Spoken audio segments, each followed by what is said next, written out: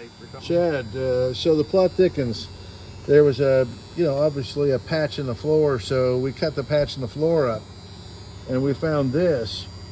Note the holes in this circle that's been cut out. Some drill holes. We didn't drill those. And this pie shape, we didn't do the pie shape. But inside that is gasoline in a tank, and you're looking at a baffle here, and then there's, if you can, The center baffle. there's a baffle back this way as well behind it. Yeah. Every 30 inches you have to have, if you got something bigger than 30 inches, you have to have a baffle in it. So there's a baffle up the center of this, and then there's there are every 30 inches from the rear to the front, there are baffles to keep, there are passageways from baffle to, each side of the baffle, but there's still quite a bit of gasoline in here. We're going to get all this gasoline out of here, and then we're going to keep on figuring it out. So we're puzzled about this. Obviously, it wasn't sealed off with all these holes on the top. Yeah, that was not sealed off. They had put some kind of caulking around the circle, and then they had put A layer of glass mat over it. layer of fiberglass mat over the top of that, and and then two layers of OSB board. Yeah. And then you see this, some kind of like liquid nails there, It's liquid nails. and it's still liquid, which is kind of interesting.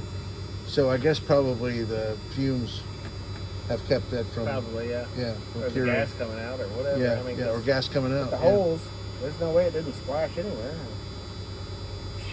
So anyways, real interesting stuff we're finding. And we thought maybe when we found the round opening, we thought perhaps there was a baffle in the tank, because at one point in time they originally had a tank in, then apparently they started putting baffles in the tanks. Bladders in the tanks. The bladders couldn't hold up to the gasoline that had ethanol in it, and so they went back to a aluminum tank again. This is a 1/4 inch thick. I got a print. The print that we got says this is supposed to be 1/8 of an inch thick, but then the tag on this says it's a 1/4 inch thick. And we were at one point thinking that perhaps this went in through the engine room, but that's probably not what happened. Is that the floor must have been. The tank's 10 feet long, so it has to run up under the dash. Yep. So it's going to run up underneath the dash. So we're still puzzled. So, but we're working on it. We're working hard on it.